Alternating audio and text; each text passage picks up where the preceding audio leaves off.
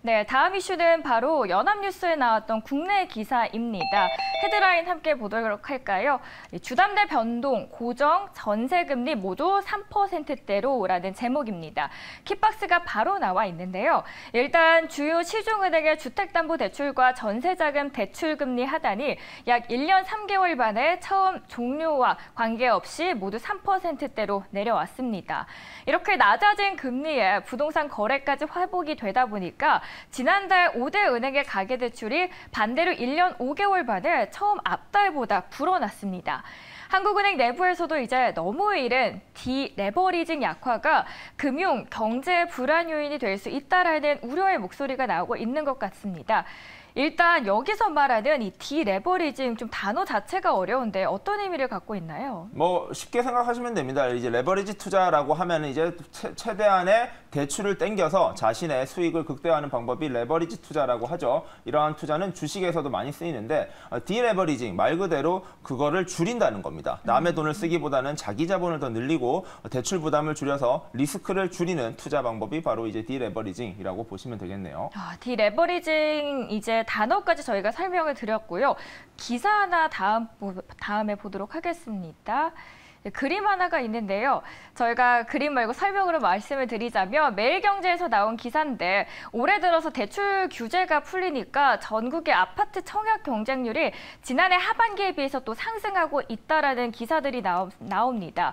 부동산 훈풍이 또 심상치 않아 보이네요. 네, 맞습니다. 이제 거시경제를 전반적으로 살펴보기 위해서 가장 중요한 지표, 바로 금리라고 보시면 될 것 같습니다. 미국도 마찬가지죠. 미국도 지금 금리를 올리느냐 마느냐에 모든 것들이 걸려 있는 것 같은 상황인데요. 한국 역시 마찬가지입니다. 대한민국 역시 미국과의 이러한 금리 격차를 줄이기 위한 고민 계속해서 해왔었는데 최근 세 차례의 금리 동결을 선택하면서 한국은행은 안정적인 경제 성장 그리고 내부 국내 경제 위기를 극복하는 데 조금 더 주력을 하고 있는 상황이다라고 보시면 될 것 같습니다.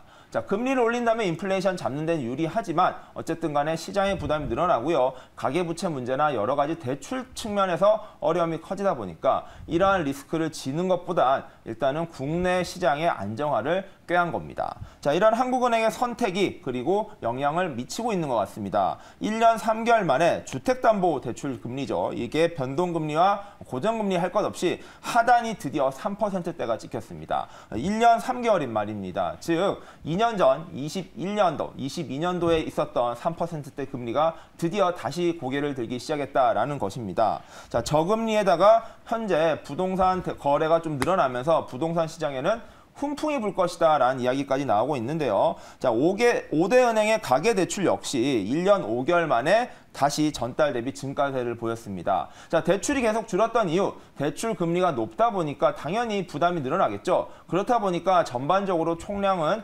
계속해서 줄어왔습니다. 대출을 조금이라도 원금을 줄여야지 이자가 줄어들기 때문인데, 자, 금리가 다시 지금 내려가고 있는 상황. 그러면은 다시 한번 레버리지 투자, 즉 조금의 은행 대출을 써서 돈을 써도 부담이 좀 적다라는 상황으로 이어지고 있다는 건데요. 과연 이제 금리가 3%대를 찍었다는 것과 이러한 가계대출이 다시 늘어난다는 점, 이 부분을 경기의 회복 신호로 봐야 될지 또다시 또 경기의 또 인플레이션의 우려로 봐야 될지는 조금 평가가 갈리는 것 같습니다.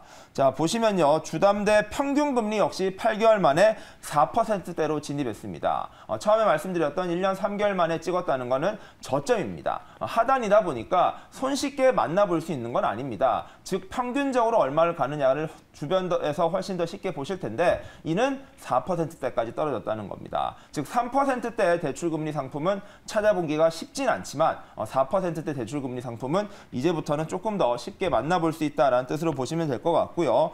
5대 은행의 평균 변동금리 같은 경우가 3.91에서 6.98%로 조사가 됐습니다. 이게 3주 전보다 0.18%포인트나 감소한 숫자인데요. 즉 높은 데는 여전히 6%대 금리의 대출 상품이 있지만 잘 찾아보면 평균적으로는 4%대에 진입한 금리 상품으로 이제 대출을 할 수 있다라는 뜻으로 해석할 수 있을 것 같습니다. 자, 5대 은행의 5월 말 기준의 가계대출 잔액은 677조 6,122억 원입니다. 4월 달보다 1,431억 원 증가했다라는 것인데요. 자, 대출 금리가 계속해서 낮아지는 상황에서 이러한 가계 대출 규모가 얼마나 또 움직일지가 중요해질 것 같습니다. 어찌 보면은 이러한 상황, 시장에서는 긍정적으로 평가할 수 있는 부분, 일단 첫 번째로는 부동산 시장인 것 같습니다. 자, 부동산 시장 같은 경우가 지금 이미 지금 어려움을 계속 가던 와중에 작년 12월을 기점으로 해서 조금씩 올라가는 분위기를 보이고 있습니다. 곳곳에서 이러한 부동산이 오를 수 있다, 오르고 있다라는 뉴스가 있고요. 그리고 바닥을 찍었다라는 이야기가 나오고 있습니다. 그리고 그 반대점에는 지금의 이 상승이 일시적이다라는 반론도 있습니다. 지금은 약간 올라가는 것 같지만 과거의 사례를 살펴보면은 대세적 하락을 할 때 중간쯤에 한 번쯤은 버티거나 반등을 했던 시기가 있었다라는 것입니다. 이 말인즉슨 이제 하반기로 접어드는데요. 중반부터 하반기로 접어드는 거시경제 상황에서 한 번에 큰 위기가 닥친다면은 지금 올라가고 있는 이 흐름이 아주 쉽게 무너질 수 있다라는 뜻입니다. 일단은 시장의 분위기는 좋습니다. 보시면요. 리얼투데이의 조사에 따르면 1월부터 5월까지 일반 공급 26,680만 가구가 있는데요. 이 중에서 경쟁률이, 청약 경쟁률이 7.1%를 기록했다라는 겁니다. 자, 7대1만큼 올라갔다라는 거 이전에보다는 많이 올라온 건데요. 지난해만 해도 시장에서는 청약도 많이 얼어붙었었습니다. 대출 규제가 심화됐었고요. 여러 가지 부담이 늘어나다 보니까 청약 시장에서도 악풍이 불었었는데 최근에 보시면요. 둔촌주공 같은 경우에도 몇 년간 기대를 모았던 단지인데도 불구하고 청약 경쟁률이 매우 낮게 나오면서 시장의 분위기를 반영했었으나 최근에 이 둔촌주공의 집값 지금 매우 빠르게 오르고 있죠. 이렇다 보니까 그때 청약을 넣지 못했던 점 아쉽다라고 말하는 사람도 많이 늘어나고 있는데 과연 이러한 부동산 훈풍이 어디까지 불어닥칠지 지금부터 좀 더 봐야 될 것 같고요. 앞서 말씀드린 대로 관건은 현재로서는 거시경제의 흐름인 것 같습니다. 자, 여러 가지 변수들이 나오고 있는데요. 과연 이러한 시장에서의 어려움, 그리고 미국을 비롯한 글로벌 경제의 어려움, 그리고 미중 갈등이 과연 어느 선에서 해소가 되느냐, 이러한 요소에 따라서 외국에서 불어오는 태풍이 과연 국내에서 어떤 식의 영향을 미칠 것인가에 따라서 부동산 시장에 성패가 달려있다라고 보시면 될 것 같습니다. 자, 부동산 시장이 어떻게 되느냐가 왜 중요하냐면 결국에는 이 부동산 시장의 여파가 주식시장으로까지 이어질 수 있기 때문입니다. 결국 자금은 돌고 도는 것 같습니다. 그렇다 보니까 금리의 흐름에 따라서 부동산에 갔던 자금이 또 주식시장으로 들어오기도 하고요. 주식시장에 있는 자금이 부동산으로 가거나 또 대체 투자 지역으로 넘어가기도 합니다. 자, 현재로서 만약에 부동산 시장에 훈풍이 불기 시작하면 많은 자금들이 부동산 시장으로 영향을 미칠 것이고요. 이럴 경우에 주식시장은 어떤 식으로 움직일 것인가, 이 역시 투자자들이 굉장히 예의주시해서 지켜봐야 될 부분인 것 같습니다. 네, 저희가 오늘 새롭게 개편을 하면서 원래는 2개의 외신을 봤다면 이번에는 외신 하나 그리고 국내 하나 이슈를 앞으로도 다룰 예정입니다. 많은 관심 부탁드리고요. 오늘 이슈는 크게 또 첫 번째로는 MR 헤드셋 기기에 대해서 다뤄드렸고요. 두 번째로는 부동산 시장 이야기 함께 하셨습니다.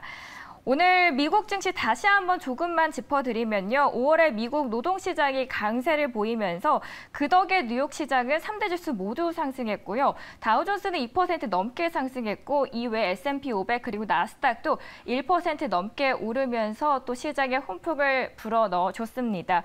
오늘 우리 시장까지 그 빨간색의 훈풍이 쭉 이어지길 바라는 마음으로 함께 마치도록 하겠습니다. 행복한 한 주의 시작 되시길 바랍니다. 지금까지 시청해주신 여러분 고맙습니다.